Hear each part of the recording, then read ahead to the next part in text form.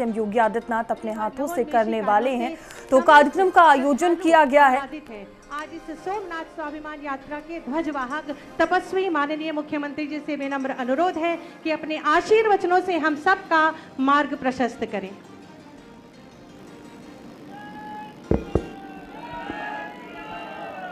भारत माता की, भारत माता की, भारत माता की। वंदे वंदे वंदे। नमः पार्वती पतये हर हर। नमः पार्वती पतये हर हर। सोमनाथ स्वाभिमान पर्व के अवसर पर उत्तर प्रदेश के श्रद्धालुओं की यह विशेष ट्रेन जो विभिन्न तीर्थों को होते हुए 12 ज्योतिर्लिंगों में से प्रथम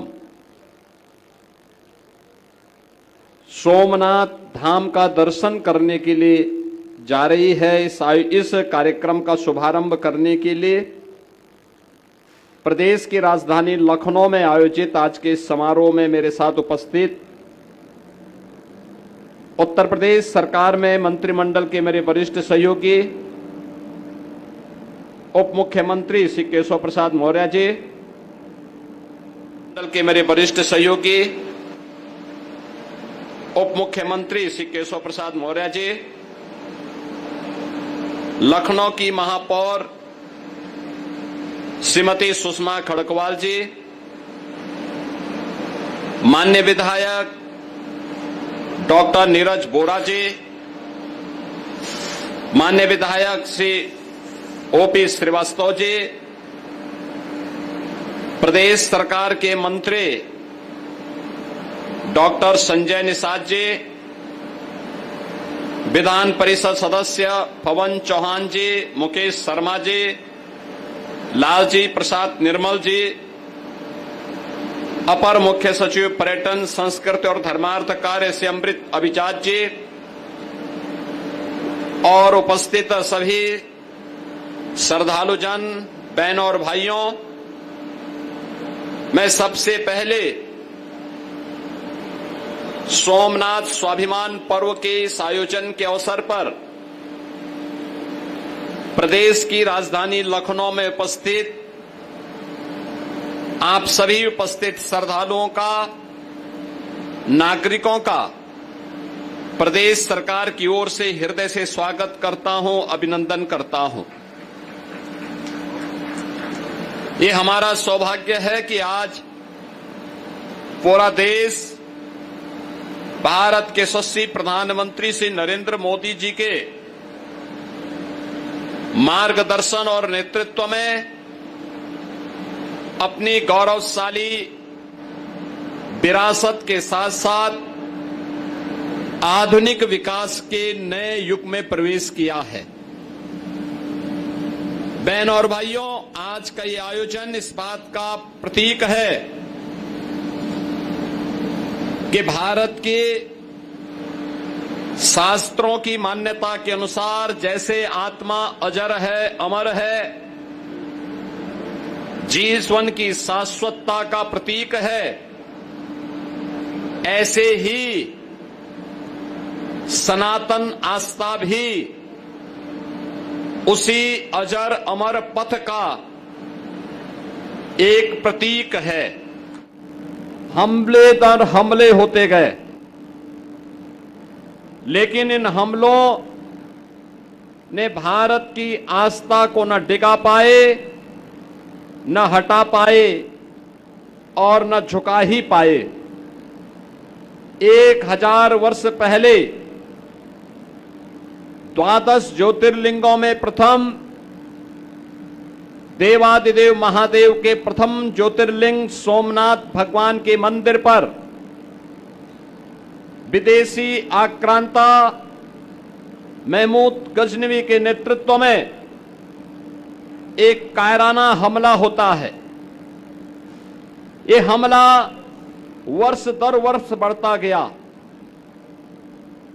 वे भारत की धन संपदा को लूटते गए, मंदिरों को पवित्र करते गए, भारत की सनातन आस्था पर प्रहार करते गए। लेकिन भारत के सनातन धर्म की आस्था अपने भगवे पताके के साथ पूरी मजबूती के साथ खड़ी रही। और 1000 वर्ष के बाद जब हम देखते हैं तो भारत की सनातन आस्था पूरी मजबूती के साथ दुनिया के अंदर कदम से कदम मिलाकर के आगे बढ़ रही है। लेकिन आक्रांताओं का कोई नामो निशान इस धरती पर नहीं बचा हुआ है। यही है यतो धर्मस् ततो जय का शंखनाद, जिसको आक्रांताओं की बर्बरता रोक नहीं पाई, तोड़ नहीं पाई, झुका नहीं पाई। और सनातन की इसी आस्था का आयोजन है सोमनाथ स्वाभिमान पर्व। बहनों और भाइयों, स्वतंत्र भारत में हर भारतवासी की इच्छा थी, हर भारतवासी अभिलाषा रखता था कि भारत को केवल राजनीतिक स्वतंत्रता नहीं बल्कि भारत की सांस्कृतिक स्वाधीनता भी भारत को प्राप्त हो। इसके लिए लगातार उस प्रकार के प्रयास को आगे बढ़ाने के लिए प्रयास हुए, अनेक ओर से आवाज उठाई गई। लेकिन भारत माता के महान सपूत, भारत की अखंडता के शिल्पी लोह पुरुष सरदार वल्लभ भाई पटेल ने सोमनाथ के तट पर ही सोमनाथ मंदिर की उस समय की दुर्दशा को देख करके संकल्प लिया था कि सोमनाथ मंदिर का पुनरुद्धार होगा। 12 ज्योतिर्लिंगों में प्रथम ज्योतिर्लिंग की पुनर्स्थापना का कार्यक्रम संपन्न होगा। लेकिन इस मार्ग में बाधक बने देश के प्रथम प्रधानमंत्री पंडित जवाहरलाल नेहरू। उनकी इच्छा थी कि न हो, लेकिन उस सब के बावजूद लोह पुरुष सरदार वल्लभ भाई पटेल की दृढ़ संकल्प शक्ति के सामने पंडित नेहरू की नहीं चली। और उन्होंने जब इस कार्य को आगे बढ़ाया, मंदिर का निर्माण पूरा हुआ, प्राण प्रतिष्ठा के आयोजन को भव्यता के साथ आगे बढ़ाना था। आयोजन समिति ने तत्कालीन राष्ट्रपति डॉक्टर राजेंद्र प्रसाद जी को आमंत्रण दिया। तब भी कांग्रेस की सरकार और पंडित जवाहरलाल नेहरू उस मार्ग में बाधक बने। उन्होंने तब भी लिखा था कि इस आयोजन में नई भागीदार बनना चाहिए। यानी हिंदुओं की आस्था पर किस हद तक प्रहार हो रहा था, सनातन की आस्था पर किस हद तक प्रहार हो रहा था। इन्होंने कहा था उस समय भी किया, धर्मनिरपेक्षता की भावनाओं के विपरीत होगा सोमनाथ मंदिर के पुनरुद्धार कार्यक्रम में जाना। बहनों और भाइयों, एक तरफ तुष्टीकरण की पराकाष्ठा करके कश्मीर में धारा 370 लागू करने वाले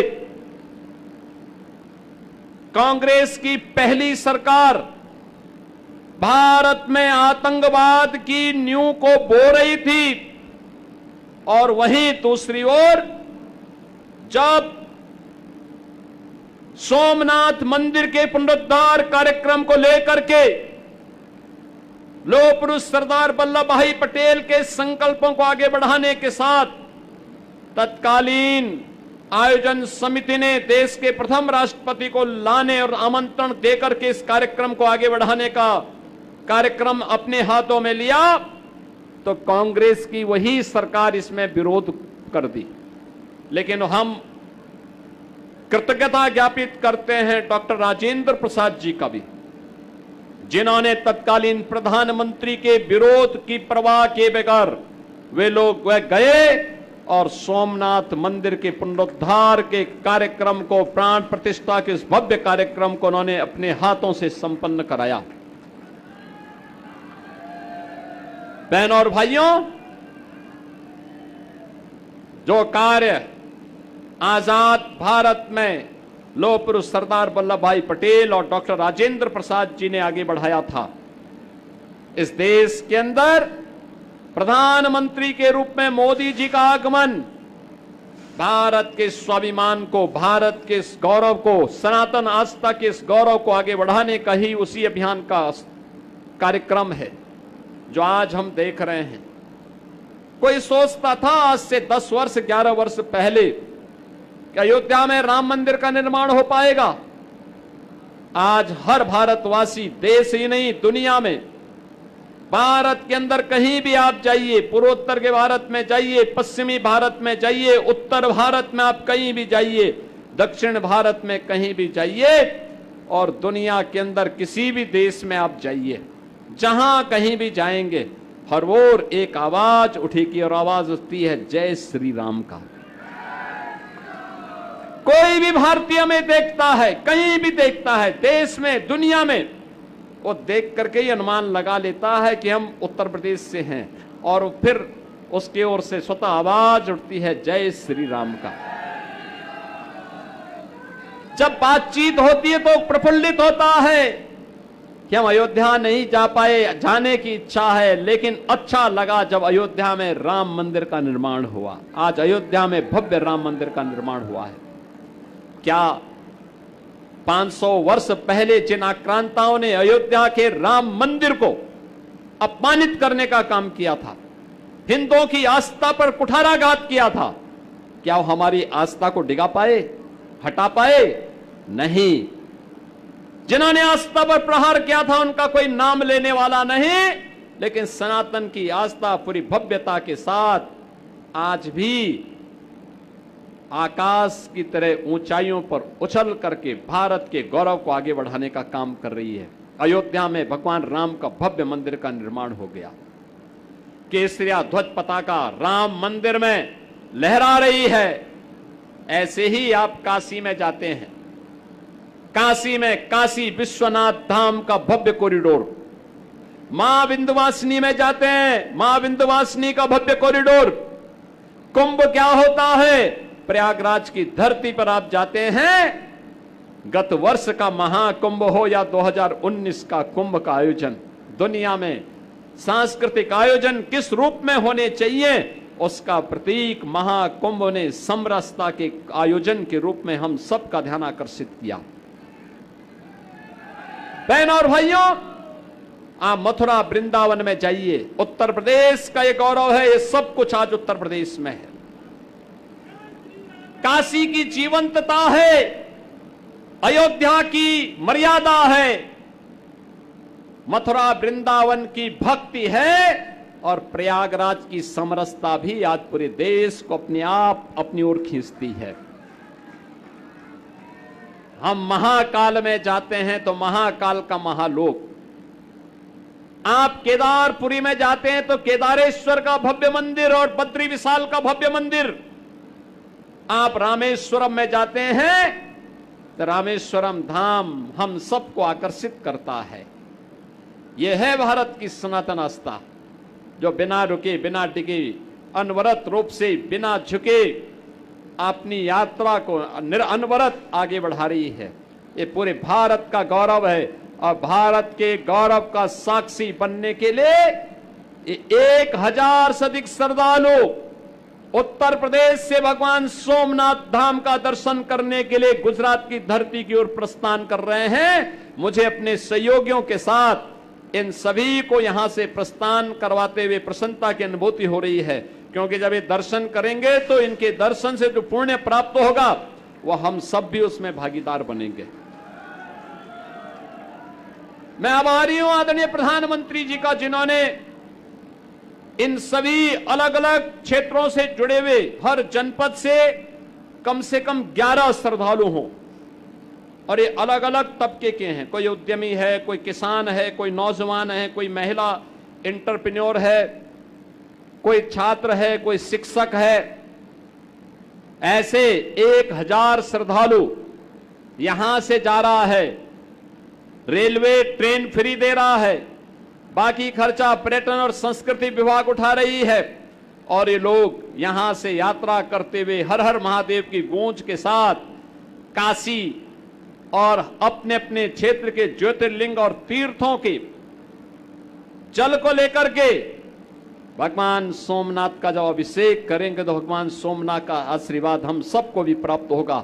आज के इस अवसर पर इस यात्रा को प्रारंभ करने के लिए, सहयोग देने के लिए रेलवे को, केंद्रीय पर्यटन और संस्कृति मंत्रालय को हृदय से धन्यवाद देता हूं। आदरणीय प्रधानमंत्री जी का आभार व्यक्त करता हूं और इन सभी यात्रियों की शुभ यात्रा के लिए, मंगलमय यात्रा के लिए अपनी शुभकामना देते हुए अपनी वाणी को देता हूं विराम। जय श्री राम, जय जय श्री राम।